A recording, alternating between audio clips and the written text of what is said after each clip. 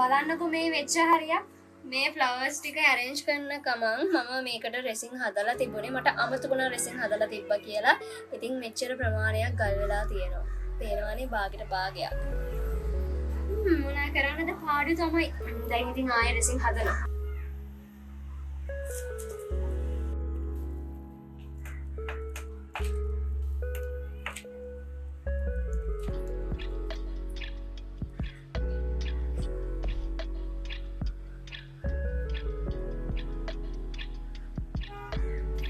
මම දැන් රෙසින් එක මික්ස් කරන ගමන් තමයි ඉන්නේ. කලින් හදපු රෙසින් ටික මැදි වුණා.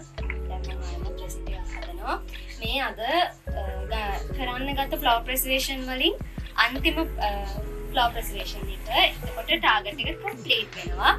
ඉතින් මේක ලොකු ෆ්ලවර් ප්‍රෙසර්වේෂන් එකක් නිසා ටිකක් ඉවසීමෙන් ඉඳලා තමයි අපිට කරන්න උනේ.